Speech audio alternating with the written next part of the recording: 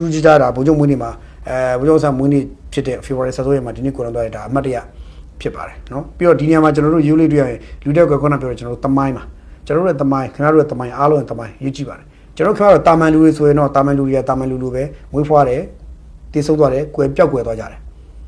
်ဘာမှမကြောက်ဘူးနော်ကိုယ့်ရဲ့ဖြစ်တည်မှုလေးကနှစ်တရာအတွင်းမှာပဲပြီးသွားတယ်နှစ်တရာအတွင်းမှာကိုယ့်ဖြစ်တည်မှုလေးပြီးသွားတယ်တချို့ဖြစ်တည်မှုတွေနှစ်ထောင်ချီတယ်ဗုဒ္ဓဟာနှစ်ပေါင်းထောင်ချီနေပြီနော်နှစ်ပေါင်း2500ကျော်လာပြီဗုဒ္ဓရဲ့နာမည်ဂုံတိတ်ခါဂုံတရင်ကအခုချိန်ထိရှိနေသေးတယ်ဒါဘာလဲဆိုတော့ဘယ်လောက်တော့လူအတိုင်းလူဘီလီယံပေါင်းများစွာပေါ့လူဘီလီယံပေါင်းများစွာသူဘယ်လောက်ထိcover လုပ်ပေးနိုင်ခဲ့တယ်လဲဆိုတာကအဲ့ဒါကအဖြေပါပဲလူပြောအဲ့တော့ဗုဒ္ဓကျော်အဲ့တော့တခါဒီလိုပဲကဘာကျော်ပုံကိုယ်တွေရှိတယ်တချို့နှစ်100ကျော်လောက်ကြာမေ့သွားတယ်နှစ်200လောက်ကြာမေ့သွားတယ်နှစ်300ရှိတယ်မေ့သွားကြတယ်ကျွန်တော်မြန်မာနိုင်ငံတိုင်းပဲကြည့်မယ်ဗိုလ်ချုပ်ဆန်ကူတီမမေ့သေးဘူးကျွန်တော်အလောင်းမေးတရားကြီးကျော်ကူတီမမေ့သေးဘူးနော်ဟိုဟာဗလဲဒီဘရက်နောင်ကျော်ကျွန်တော်မမေ့သေးဘူးကျန်စစ်သားကျော်ကျွန်တော်မမေ့ကြသေးဘူးအနော်ထားကျော်ကူတီစာအဖွဲ့ပြောဆိုနေကြတာတော့ဒါပေမဲ့ဒီနေ့ခေတ်မှာရှိနေတဲ့တချို့နိုင်ငံခေါင်းဆောင်တွေကိုနောက်ဘယ်နှစ်ကြိုင်လူတွေမေ့သွားမယ်လို့ခင်ဗျားတို့ထင်လဲကျအဲ့ဒါအဖြေပဲနော်ဒါကြောင့်ကျွန်တော်ကဒီနေ့ဖြစ်နေတဲ့လူတွေအကုန်လုံးကိုကျွန်တော်ပြောချင်တာငြိမ်းချမ်းရေးလုပ်ငန်းစဉ်နဲ့ဆက်ဆက်တဲ့ပုံကိုယ်တွေအားလုံးပြောချင်တာခင်ဗျားတို့ရဲ့နာမည်တွေကိုတမိုင်းမှာလူတွေမေ့မသွားစေချင်ဘူးဆိုရင်တတ်တိရှိဖို့လိုတယ်တတ်တိရှိဖို့လိုတယ်တိတ်တတ်တိကြီးကြီးမှထားဖို့လိုတယ်အဲ့ဒါဘယ်သူနဲ့ပြောလဲဆိုတော့အခုထားပါတော့ကွမ်မော်တို့ကိုလည်းယဉ်ညွန်းတယ်ကွယ်ထူးဝင်းတို့ကိုလည်းယဉ်ညွန်းတယ်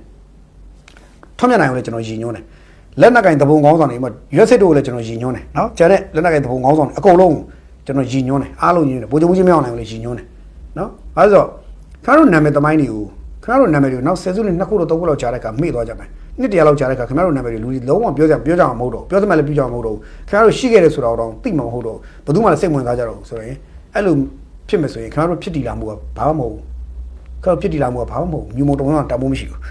ဒါပေမဲ့ခင်ဗျားတို့ကတမိုင်းကိုမှတ်ကြောက်တင်နိုင်ခဲ့မယ်တမိုင်းကိုအသိရေးနိုင်ခဲ့မယ်ဆိုရင်ခင်ဗျားတို့ရဲ့ဂုဏ်သိက္ခာတွေခင်ဗျားတို့ရဲ့နာမည်တွေကနောင်လာနောက်သားတွေရဲ့နှုတ်ဖျားမှာတတတာနဲ့ပြောနေရမယ်လေးစားတန်ဖိုးထားနေရတယ်အမြဲတမ်းဥညွတ်နေရတယ်အဲ့ခင်ဗျားတို့ဘာကိုရေးမှလဲဆိုမိကောခင်ဗျားတို့အချိန်တိုင်းသိမှာနော်ကွန်မော်လည်းအချိန်တိုင်းသိမှာသိမကြောက်ဘူးနော်ဘယ်လောက်မကြောက်သိမှာခင်ဗျားနောက်ထပ်ဒီကွန်မော်နေက20 30ပဲသိမှာကွယ်ထူးဝင်လည်း20 30ကျန်သိမှာပဲရွက်စစ်လည်းနောက်20 30သူ့ကိုယ်သူမသိလို့ဆိုတာနောက်10 15သူသိမှာသိမှာဗိုလ်ချုပ်ကြီးမအောင်လည်းတော့ဘယ်လောက်ကြာနေရမလဲအကုန်လုံးကခင်ဗျားဘယ်သူမှအဲ့လောက်ကြီးဘာဖြစ်မနေဘူးအဲ့တော့ကိုကြံတဲ့ကာလလေးဘယ်လောက်မကြံတဲ့အချိန်မှာကိုယ့်နာမည်တစ်လုံးကိုကိုယ့်ရဲ့ဂုဏ်သိက္ခာတစ်ခုကိုဘယ်လိုမှကြောက်တင်ခဲ့မလဲရေးကြည့်ပါတယ်တိတ်ရေးကြည့်ပါတယ်နော်ကျွန်တော်တို့ဗိုလ်ချုပ်အောင်ဆန်းလိုမျိုးနောက်ပိုင်းနောက်လူတွေကတတဖြစ်ကြံခဲ့ဖို့အတွက်ခင်ဗျားတို့မှာအခွင့်အရေးရှိနေတယ်ကျွန်တော်မှာအခွင့်အရေးမရှိဘူးခင်ဗျားတို့မှာရှိနေတယ်ခင်ဗျားတို့က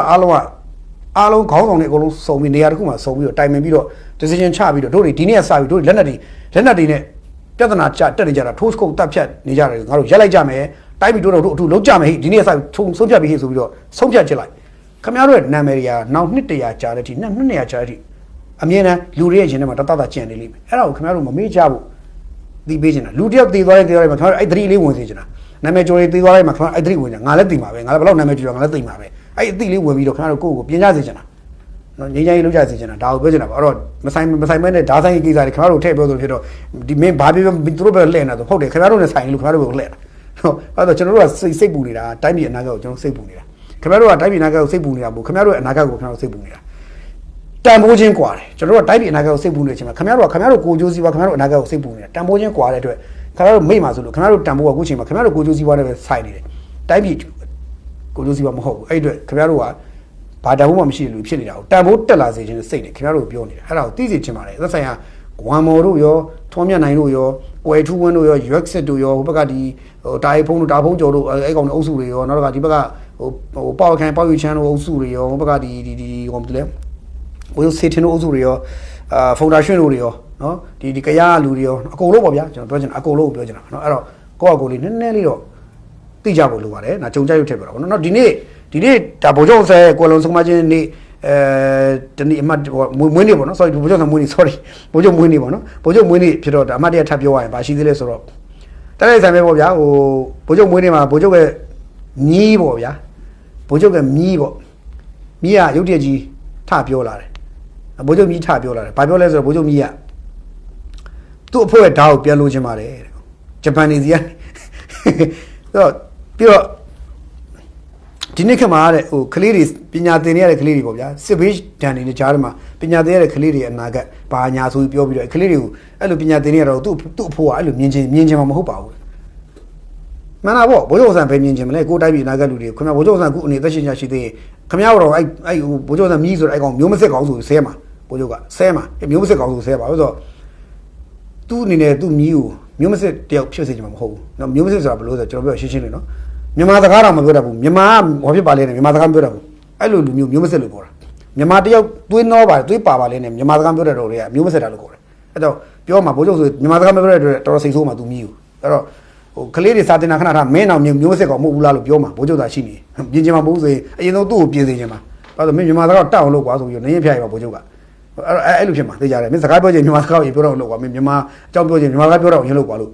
ပြောရမှာဖြစ်နေပြီနော်အခုလည်းသူကအဲ့လိုအကြီးကြီးပြောတာပေါ့ဗျာနော်အဲ့သူ့အဖိုးကဒါကိုမြင်လူကလေးငယ်တွေပညာရေးမှာတခါစစ်ပေးရှောင်ပြီးစစ်ပေးဒုက္ခတွေနဲ့ပြေးလွှားပြီးပညာသင်နေရတာမမြင်ချင်မှာမဟုတ်ပါဘူးအဲ့တော့စစ်ပေးတွေကိုလေနဲ့ဘုံကျဲတာတွေရပ်ဖို့ဟိုဖြစ်တာရပ်ပြီးကျွန်တော်ရိုးရိုးလေးပြောမယ်ဗျမြန်မာပြည်မှာစစ်ပေးရှောင်ပြီးတော့